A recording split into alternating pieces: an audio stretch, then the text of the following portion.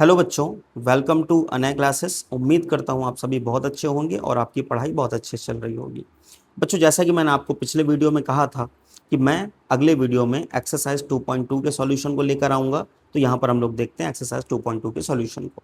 पहला सवाल हम लोग देखें कि हमें क्या करना है बेटा। हमें यहाँ पर जो लीनियर पॉलिनोमियल दिया हुआ है 5x-3, हमको क्या करना है बेटा, उसकी वैल्यू फाइंड करनी है। क्या करना है? वैल्यू फाइंड करनी है। किस पर? तो जैसे मैं मान लेता हूँ कि यहाँ पर मुझे 5x-3 दिया हुआ है ना। 5x-3 यहाँ पर हमको गिवन है। तो यहाँ पे हम क्या करेंगे, मैं ये मान लेता हूँ कि जो मेरा पॉलिनोमियल है ना वो px इज इक्वल टू, मैं ये मान लेता हूँ कि ये 5x-3 है। उम्मीद करता हूँ बेटा ये बात आपको समझ में आ गई होगी, है ना। अब ध्यान से देखें भाई, ये 5x-3 है, यानी मैं ये कह सकता हूं कि ये एक पॉलिनोमियल है, ये एक पॉलिनोमियल p है जिसका वेरिएबल x है। उम्मीद करता हूं बेटा समझ में आया होगा। अब जैसे पहले सवाल में उसने कहा कि हमें x इज इक्वल टू 0 रखना है, यानी मैं क्या करूंगा, यहां पर x की जगह पर 0 पुट करूंगा। जैसे ही मैंने इस वाले x की जगह पर 0 को पुट किया, वैसे ही यहां पर भी इस तरफ भी मुझे जहां जहां पर x है वहां पर 0 रखना पड़ेगा। तो 5 मल्टीप्लाई बाय 0 -3, इसको और सॉल्व करेंगे बेटा, ये आएगा आपका 0 -3 और इसका फाइनल सॉल्यूशन हो जाएगा -3। तो बेटा इस तरह से ये सवाल सॉल्व हो जाएगा। बढ़ते हैं हम लोग अगले सवाल की ओर। भाई हमें सेम पॉलिनोमियल यानी 5x-3 में पुट करना है -1, यानी मैं p-1 की वैल्यू यहाँ पर फाइंड कर रहा हूँ। तो ये हो जाएगा 5 मल्टीप्लाई बाय -1 और -3। सॉल्व करेंगे बेटा, -5 -3 और इसको करेंगे माइनस माइनस प्लस हो जाएगा, आंसर आएगा आपका -8 और इसी के साथ एक क्वेश्चन भी सॉल्व हो जाएगा। बढ़ते हैं बेटा अगले सवाल की ओर। भाई पी एक्स यानी polynomial of x variable 5x-3 है, यहाँ पर पुट करना है हमें x की जगह पर 2। तो यहाँ पे मैंने लिख दिया 5 मल्टीप्लाई बाय 2 -3। सॉल्व करेंगे 5 2 ज़ा 10 -3, 10 -3 हो जाएगा आपका 7 और इसी के साथ ये क्वेश्चन भी आपका सॉल्व हो जाएगा। उम्मीद करता हूँ बेटा ये बात आपको समझ में आ गई होगी। बढ़ते हैं हम लोग अगले सवाल की ओर। अगला सवाल भी सेम है, बिल्कुल सेम है। भाई यहाँ पे हम ये मान लेते हैं कि हमारे पास एक s वेरिएबल का पॉलिनोमियल है जो कि है 7s² -4s + 6। करना यहाँ पर है बेटा कि आपको s की जगह पर एक बार 0 पुट करना है। तो भाई कर देते हैं, 7 multiply by 0² -4 multiply by 0 plus of 6। Solve करते हैं बेटा, 7 0 का स्क्वायर 0 -4 इंटू 0 0 प्लस 6। आगे और सॉल्व करेंगे, 7 इंटू 0 0 -0 प्लस 6 और इसी के साथ आपका आंसर हो जाएगा यहाँ पर ये 6। उम्मीद करता हूँ बेटा ये बात आपको समझ में आ गई होगी। अब क्या करेंगे, अब हम यहाँ पर s इज इक्वल टू -3 रखेंगे। तो बच्चों मैंने यहाँ पर s की जगह पर रखा -3। 7 multiply by -3 square -4 multiply by -3 plus of 6। आगे सॉल्व करेंगे बेटा, पहले हम लोग क्या करेंगे, स्क्वायर को सॉल्व कर लेंगे और ब्रैकेट को। तो देखिए ये हो जाएगा 7। अब यहाँ पर माइनस का स्क्वायर प्लस होता है और 3 का स्क्वायर होता है 9। माइनस माइनस आपका हो जाएगा प्लस। यहाँ पर अगर आप ध्यान से देखें तो ये दोनों ही वैल्यूज माइनस में, यानी माइनस माइनस प्लस हो जाएगा। और 4 3 ज़र कितना हो जाएगा, तो ये हमारा हो जाएगा 12 और ये प्लस में 6 आ जाएगा। सॉल्व करते हैं बेटा आगे, तो ये 7 9 ज़र होता है 63 प्लस 12 प्लस 6। आगे आप जब इसको ऐड करेंगे तो ये कितना होगा बेटा, ये होगा 69 प्लस 12 और इसके बाद इसका जो सॉल्यूशन होगा वो हो जाएगा 81। उम्मीद करता हूँ बेटा ये बात आपको समझ में आई होगी। इसी के साथ ये हमारा क्वेश्चन सॉल्व हो गया है। अगले क्वेश्चन में हम लोग s की वैल्यू को पुट करेंगे 4 के बराबर।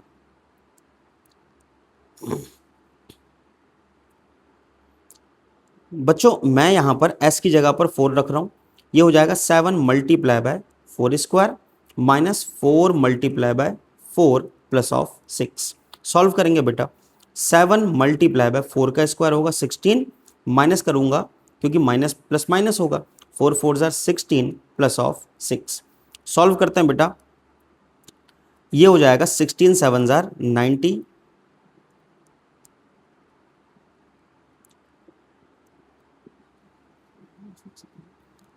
सॉल्व करेंगे बेटा, ये हो जाएगा 16 7 ज़र 112 और ये माइनस और प्लस का 6, ये हो जाएगा माइनस का 10। तो इसके साथ 112 माइनस 10 आपका बचेगा 102, और इसी के साथ हमारा ये सवाल भी सॉल्व हो जाएगा। बच्चों उम्मीद करता हूँ ये सवाल भी आपको समझ में आया होगा। बढ़ते हैं हम लोग अगले सवाल की ओर। इस तरह के सवाल में बेटा आपको थोड़ा सा ना इक्वेशन बनाना अच्छे से आना चाहिए। अगर आप मुझे पूरी तरह से फॉलो करेंगे तो यकीनन आप इस तरह के सवाल भी कर लेंगे। सवाल आपको ये दिया हुआ है कि the present age of Salil's mother is 3 times Salil's present age, यानी सलील की मदर का जो प्रेजेंट एज है वो सलील की उम्र का 3 टाइम है, यानी उनकी जो वर्तमान उम्र है सलील की उसका 3 गुना उम्र उसकी मम्मी की है। आफ्टर 5 ईयर, 5 साल के बाद their age will add up to 70 year. अगर 5 साल के बाद मैं उनकी उम्र को जोड़ दूं तो उनका जो ऐड है यानी जो एडिशन है वो 70 ईयर के इक्वल आता है। तो आपको उन दोनों की प्रेजेंट एज फाइंड करनी है। अब यहाँ पे एक बात आपको समझने वाली बात यह है कि भाई सलील्स की जो मदर है, सलील की जो मदर है उसकी एज सलील की प्रेजेंट एज पर ही डिपेंड करती है। इसलिए यहाँ पर आप क्या करोगे, आप मानोगे सलील की एज को सबसे पहले। मैंने यहाँ पर यह माना लेट प्रेजेंट एज ऑफ सलील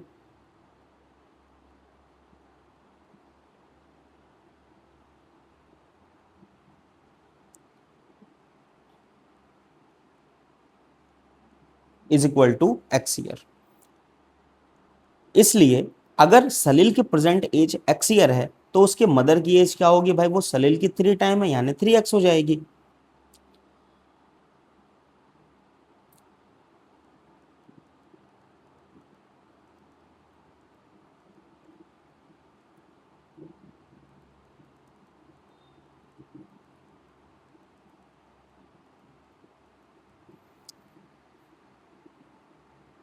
तो ये स्टेटमेंट भी मैंने यहां पर लिख दिया है।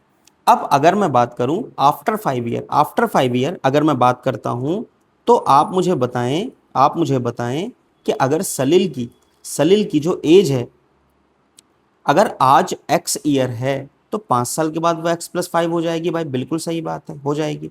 उसी के साथ अगर उसके मदर की एज आज 3x है तो 5 साल के बाद 3x+5 हो जाएगी भाई, बिल्कुल सही बात है। तो ये हमारा 3x+5 ईयर आ गया।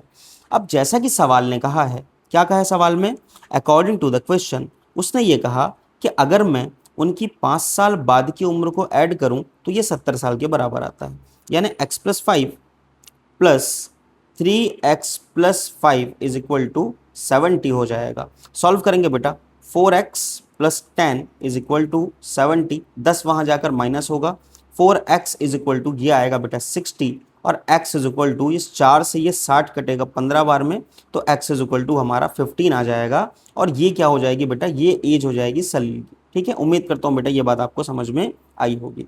अब अगर सलील की एज आ चुकी है तो क्या हम उसके मदर की एज नहीं ढूंढ सकते क्या, तो बिल्कुल ढूंढ सकते हैं भाई। अगर सलील की प्रेजेंट एज 15 ईयर है तो उसके मदर की एज क्या होगी, उसके मदर की प्रेजेंट एज क्या होगी, तो यहां पर वो 3x ईयर की थी प्रेजेंट एज उसकी, तो ये 3 मल्टीप्लाई बाय 15 होगा और ये आएगा 45 ईयर। तो इसी के साथ हमने दोनों की, सलील की और उसकी मदर दोनों की प्रेजेंट एज हमने फाइंड कर लिया है। उम्मीद करता हूं बेटा ये सवाल भी आपको समझ में आया होगा। बढ़ते हैं हम लोग अगले सवाल की ओर।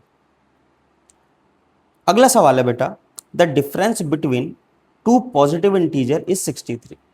दो पॉजिटिव इंटीजर के बीच का डिफरेंस 63 है और उनका जो रेशो है ना दोनों का बेटा वो 2:5 दिया है। आपको दोनों पॉजिटिव इंटीजर फाइंड करने हैं। उम्मीद करता हूं बात समझ में आई होगी। आप यहां पर ये मान लो कि हमें ये रेशो दिया है, हमें इनको एक नंबर के फॉर्म में रिप्रेजेंट करना है ना। तो हम क्या करेंगे, हम ये मान लेंगे लेट द नंबर बी, एक नंबर को हम मानेंगे 2x और एक को मान लेंगे हम 5x।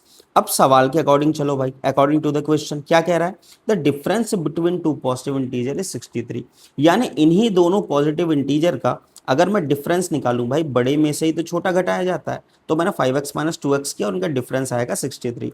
सॉल्व करेंगे बेटा, 3x इज इक्वल टू 63, 3 से कैंसिल होगा ये 21 टाइम में, तो x इज इक्वल टू आएगा 21। उम्मीद करता हूं बेटा ये बात आपको समझ में आ गई होगी, है ना। अब देखते हैं ध्यान से कि अगर x इज इक्वल टू 21 आया है तो हमारा नंबर क्या होगा, देयरफॉर दी पॉजिटिव इंटीजर क्या हो जाएंगे भाई, एक पॉजिटिव इंटीजर हमारा 2x है यानी 2 मल्टीप्लाई बाय 21। सॉल्व करेंगे बेटा, ये आएगा 42 और एक पॉजिटिव इंटीजर हमारा 5x था, यानी 5 मल्टीप्लाई बाय 21, तो ये हो गया हमारा 105। और इसी के साथ ये सवाल भी हमारा सॉल्व हो जाएगा। बच्चों उम्मीद करता हूँ ये सवाल भी आपको समझ में आया होगा। बढ़ते हैं अगले सवाल की ओर। बच्चों क्वेश्चन नंबर 5 क्या कह रहा है कि Ruby has 3 time as many 2 rupees coin as she has 5 rupees coin. Ruby के पास जितने सिक्के 5 रुपए के हैं उसका 3 गुना सिक्के उसके पास 2 रुपए के हैं। अगर उसके पास टोटल अमाउंट जो है वो 88 हो रहा है, तो आप ये बताओ कि उसके पास दोनों ही तरह के कितने कॉइन थे। तो मैं ये मान लेता हूं भाई, यहां पर जो हमारे नंबर ऑफ 2 रुपीज कॉइन्स हैं वो नंबर ऑफ 5 रुपीज कॉइन्स पर डिपेंड करते हैं। तो हम यहां पर क्या करेंगे, हम लेट करेंगे 5 रुपीज के कॉइन को। तो मैं यहां पर ये मान लेता हूं, let number of 5 rupees coin,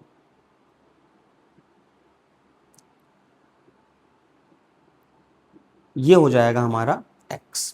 तो बच्चों अगर अगर number of 5 rupees coin x है, तो 5 रुपए को मिलाकर बनने वाली वैल्यू भाई वो 5 मल्टीप्लाई बाय x हो जाएगी कि नहीं हो जाएगी, है ना। कैसे, देखिए मैं अगर ये मानूं कि मेरे पास 5 रुपए के 3 सिक्के हैं, तो 5 मल्टीप्लाई बाय 3 इसकी टोटल वैल्यू 15 रुपीज के बराबर आएगी ना। बिल्कुल वही चीज हमने यहां पर की हुई है। अब क्या करेंगे, अब सवाल ये कह रहा है कि जितने इसके पास नंबर ऑफ 5 रुपीज के कॉइन्स थे उसका 3 टाइम नंबर ऑफ 2 रुपीज के कॉइन है। तो मैं ये मान लेता हूं कि नंबर ऑफ 2 रुपीज कॉइन ये कितना हो जाएगा, तो बेटा देखो ये हो जाएगा 3x।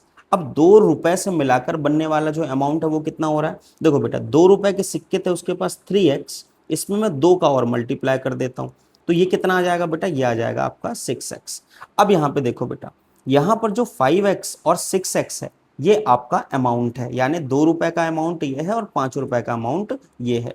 तो आप क्या करोगे बेटा, हम सवाल के अकॉर्डिंग चलेंगे और अगर मैं इन दोनों अमाउंट को ऐड कर दूंगा तो ये बनेगा हमारे 88 रुपीज के बराबर। किसके बराबर, 88 रुपीज के।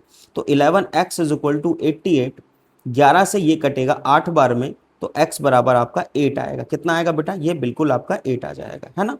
अब अगर x बराबर 8 आ गया है तो क्या मैं ये बता सकता हूं कि हमारे नंबर ऑफ 5 रुपीज कॉइन कितने थे। तो नंबर ऑफ 5 रुपीज के जो कॉइन है ना बेटा, वो कितने हो जाएंगे, वो हो जाएंगे आपके पास 8। और नंबर ऑफ 2 रुपीज कॉइन वो कितने हो जाएंगे बेटा, तो ये हमारे पास 3x थे। सॉल्व करूंगा 3 मल्टीप्लाई बाय 8, तो ये आएगा 24। और इसी के साथ ये क्वेश्चन भी हमारा सॉल्व हो जाएगा। बच्चों उम्मीद करता हूं ये बात आपको समझ में आई होगी। हम लोग देखते हैं बेटा क्वेश्चन नंबर 6 को। सवाल में ये दिया है कि farmer cuts a 300 feet fence into 2 pieces of different size. एक किसान 300 फीट के एक फेंस को 2 अलग अलग साइज में क्या करता है बेटा, काट देता है ना। अब यहाँ पे ये दिया है कि जो लॉन्गर पीस है वो शॉर्टर पीस का 4 टाइम है, यानी 4 गुना है। तो आप क्या करोगे बेटा, यहाँ पर लॉन्गर पीस डिपेंड करता है शॉर्टर पीस पे, तो आप क्या करोगे, आप यहाँ पे शॉर्टर पीस को लेट कर लोगे, है ना। मैं करता हूँ, let the size of shorter piece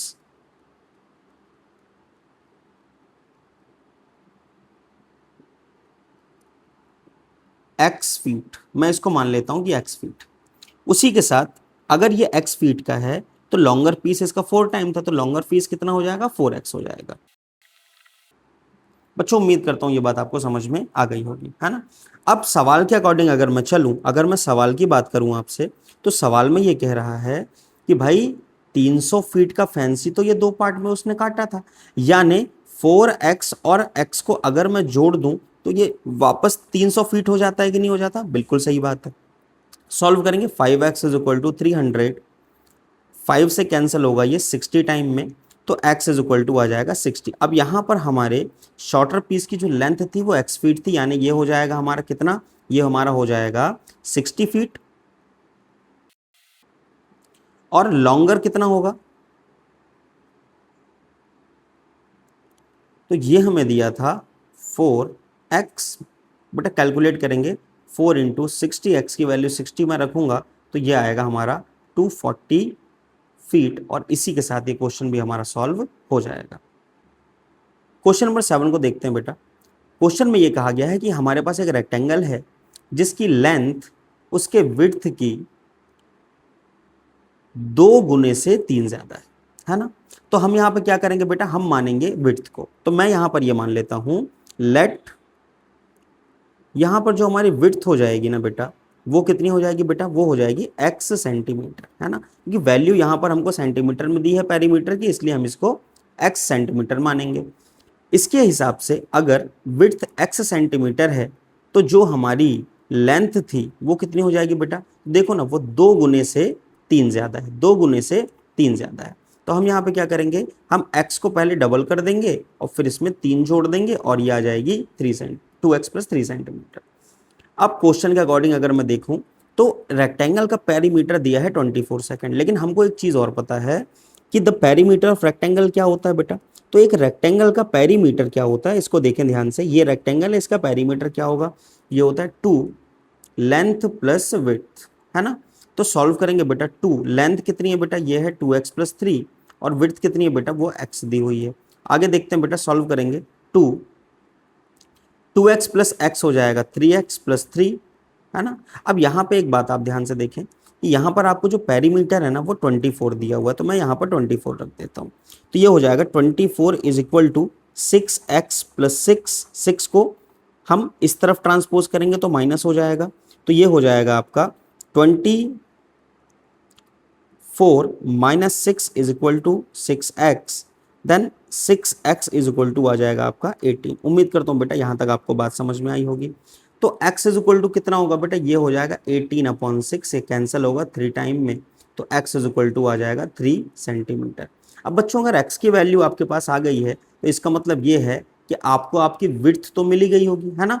तो हमारी जो विड्थ हो जाएगी वो हो जाएगी 3 सेंटीमीटर, और हमारी जो लेंथ है वो कितनी हो जाएगी, वो थी 2x प्लस 3। थोड़ा सा और कैलकुलेट करूंगा तो 2x प्लस 3 का मतलब है 2 मल्टीप्लाई बाय 3 प्लस 3, और जो हमारी लेंथ होगी ना वो कितनी हो जाएगी बेटा, 6 प्लस 3 हो जाएगी 9 सेंटीमीटर। और इसी के साथ ये हमारा सवाल भी सॉल्व हो जाएगा। बच्चों उम्मीद करता हूँ ये सवाल आपको समझ में आया होगा। तो बच्चों इसी के साथ हमारा एक्सरसाइज 2.2 खत्म होती है। हम लोग मिलेंगे अगले वीडियो में, तब हम सॉल्व करेंगे एक्सरसाइज 2.3 को। तब तक आप लोग पढ़ते रहें, वीडियो को देखें, लाइक करें, सब्सक्राइब करें, शेयर करें। हम लोग मिलते हैं अगले वीडियो में। बहुत बहुत शुक्रिया।